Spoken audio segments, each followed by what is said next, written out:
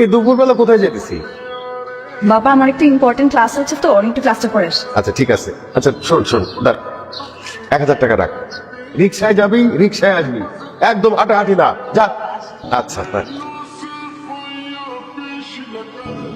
দেখো আজকে কিন্তু ইম্পর্টেন্ট কিছু কথা আছে, তুমি কিন্তু একদম দেরি করো না। এবং কালকে আবার এঙ্গেজমেন্ট, তুমি আজকে পাইজানি করছো কবে এনগেজমেন্ট? কালকে।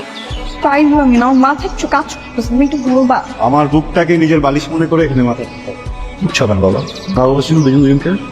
এই নিয়ে তুমি মন খারাপ করো না তো, মেয়ে বড় হলে শ্বশুর বাড়িতে তো দিতেই হবে। তবে আমাদের মেয়েটাও কিন্তু লাখি একটা। দেখো এখন পর্যন্ত সে কোনো সম্পর্কটাও সবাই সেটা জানে।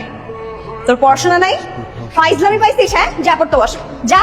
যাবি নাকি মাকে ডাকবো? বেশি বাদর হয়েছে। আচ্ছা শোনো, 10 তারিখে আমার মেয়ের বিয়ে ঠিক হয়েছে। তুমি তোমার পরিবার সহ চলে আসবে, তোমাদের দাওয়াত রইল। আমার মাইয়ার তো বিয়ে ঠিক হয়ে গেছে, মাশাআল্লাহ, পাত্র খুবই ভালো, দেখতে যেমন অবস্থাও ভালো। 10 তারিখে বিয়ার দিন তারিখ ঠিক হয়েছে, তোমাকে সবাই দাওয়াত, আসবা কিন্তু। মাইয়ার অন্য কোনো জায়গায় সম্পর্কটা মুখ আছে কিন্তু। আরে দৌর মিয়া, মিয়া বংশের মাইয়া লাখে একটা, এই ধরনের কোনো ঝামেলাই নাই। আচ্ছা রায়গুরুদের অনুষ্ঠানটা আমরা কোথায় কোথায় করবো, নাকি সামনের মাঠটায় বলবা? বাবা তোমাদের যেটা ভালো মনে হয় সেটাই করো। আচ্ছা ঠিক আছে।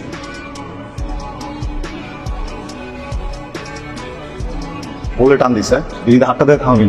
ভাই টেনশন নিন না, ভাবি ফেলার কত বিস্তান্ত ভাই ভালো লাগছে।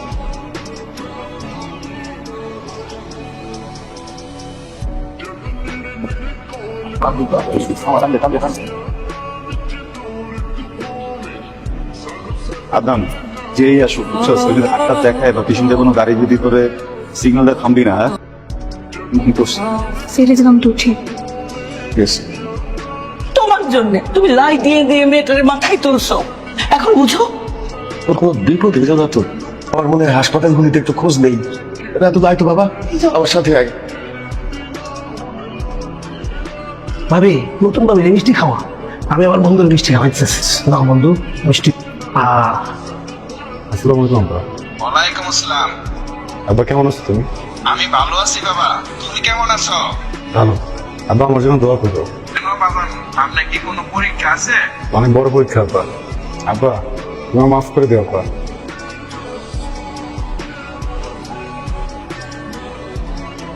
তুমি দেখতে, তোমাকে দিতে কেমন লাগছে জানো? 90 দশকের মধ্যবিত্ত ঘরের বউয়ের মতো। মিয়া বাড়ির মেয়ে বলে কোনো বদনামই নাই, হ্যাঁ তারা বলে দুধে দুধা তুলসী পাতা। অলরেডি পলায় হয়ে গেছে গিয়া, আমরা হলে বিষ খেয়ে মারতাম। সি সি সি সি সি। আচ্ছা আকাশটা কি সত্যি এত কাছে? আমার আকাশ আমার কাছে। আমরা আমাদের যথাসাধ্য চেষ্টা করতেছি, আমাদের সবাই কাজ করতেছে। স্পেশালি ব্যাপারটা নিয়ে আমি অনেক কিছু দেখতেছি। যদি কোনো ইনফরমেশন হয় অবশ্যই আপনাকে জানাবো। ফিরতে এত দেরি হলো কেন? বাসায় ঢোকার সময় দীপকের সাথে দেখা হয়েছে বুঝছো, তো বললো বাড়িওয়ালা নাকি আমাদের কিনে ওর সাথে চিল্লাচিল্লি করতেছে। আমি বলছি আমরা অন্য কোথাও চলে যাই। আঁকা কোত্থেকে পাবো? আর টাকা নিয়ে তুমি চিন্তা করো না, ওটা আমি দেখবো না।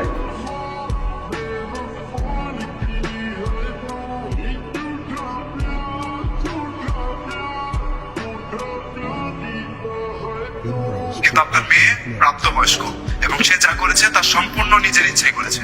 এখানে আসলে আমাদের কিছুই করার নেই। ভালো থাকবেন, রাখ। কি হয়েছে? চাকরিটা গেল। কি চাকরি গেল মানে? কি হবে? আমি কি করবো? ঠিক হয়ে যাবে সব কিছু। কিছু একটা কিভাবে হবে আমাকে একটু বুঝায় বলো। ভাবতে হবে। এই গহনাগুলো না এনেছিলাম, যে গহনাগুলো তো আমার, তাই না? যদি আমাদের কোনো প্রয়োজনে আসে, এতদিন তো কোনো প্রয়োজনে দরকার হয়নি, গহনাগুলো বিক্রি করে দিয়ে তোমার একটা ব্যবসা শুরু করবো। আস্তে আস্তে এগুলো সব বানিয়ে নিয়ে যাবে। বলছি এটা রেখে আসার জন্য, এটা রেখে আসার জন্য। বুঝতেছো না কেন? আমাদের হাতে সময় নেই, আমাদের সার্ভাইভ করতে হবে। যা বলছি। হ্যালো, কে বলছে? হ্যালো, মা হতে যাচ্ছি। মানে মাথায় খোঁজ।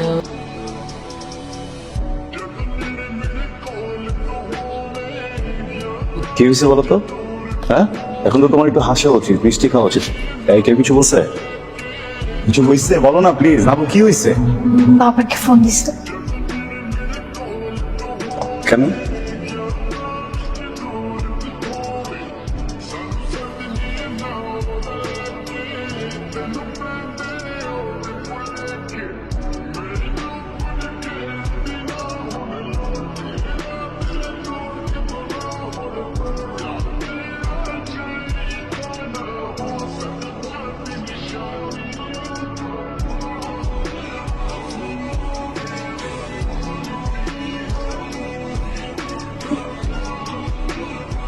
রিক্সায় যাবি, রিক্সায় আসবি, একদম হাঁটাহাঁটি না।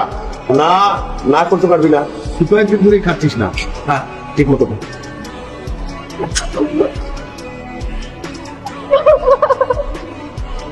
আবু কি হয়েছে? তুমি বাদী স্বপ্ন দেখছো? হুম?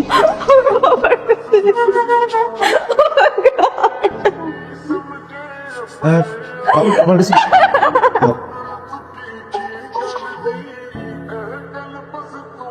আমি পুলিশে খবর দিয়ে রেখেছি, তোরা আসলে আরেকবার ওদেরকে ফোন করে আমি জানিয়ে দেবো। তুই থেকে যাবি, ওকে পুলিশ নিয়ে যাবে। তুই পুলিশকে বলবি ও জোর করে তোকে তুলে নিয়ে গেছে। কি বলছো বাবা এসব? বাবা আমি ওকে বিয়ে করেছি, একটু বোঝার চেষ্টা করবো। আর একটা শর্ত আছে, তোরা দুইজন আমাদের এখানে থাকবি। তোদের সমস্ত ভরণ পোষণ আমার, তোদের 1 পয়সাও খরচ করতে হবে না। তোর বাচ্চা ডেলিভারি হবে 1 বছর পর্যন্ত তুই তোর বাচ্চার সঙ্গে থাকবি। 1 বছর পরে তোদের বাচ্চাকে আমাদের এখানে রেখে তোরা চলে যাবে। কি বলতেছেন আপনি এগুলো? পৃথিবীর কোনো বাবা মা পারবে তার সন্তানকে রেখে থাকতে? কেন সম্ভব না? তোমরাই তো আমাকে শিখিয়েছো। তুমি কি ভুলে গেছো যে আমি একজন বাবা, আমার একটা সন্তান আছে, সেই সন্তানকে তুমি আমার কাছ থেকে ছিনিয়ে নিয়ে গেছো। তুমি কি ভুলে গেছো? তুমি কেন পারবে না সেটা সহ্য করতে? তুমি আবার বাচ্চাটাকে নিয়ে গেছো, যেই বাচ্চাটাকে আমরা তিল তিল করে পৃথিবীর মুখ দেখিয়েছি। তুমি কি বুঝবে? তুমি কি করে বুঝবে একজন বাবার কষ্ট? আঙ্কেল, আমার যখন নাবিলের সাথে পরিচয় হয়, ও আমার খুব খেয়াল রাখা শুরু করতো। আমি খাইছি কিনা, ঘুমাইছি কিনা, আমার শরীরটা কেমন, আমি কিছু না কষ্ট হয় কিনা। আমি না ভুলে গেছিলাম যে আমার পরিবার নাই। কিছু সময়ের জন্য মনে হইতেছিল যে আমার সবকিছুই নাবিল, আমার বাবা, আমার মা, আমার পরিবার, আমার শান্তি। পরিবার হারানোর ভয়ে আমি খুব সেলফিশের মধ্যে একটা কাজ করে ফেলছি। আপনি আমার মাফ করে দেন আঙ্কেল। নাবিলার ছাড়া আমি থাকতে পারবো না। আমরা যদি আপনি বলেন এখান থেকে চলে যেতে, আমি ওইটাও যেতে পারবো না আঙ্কেল।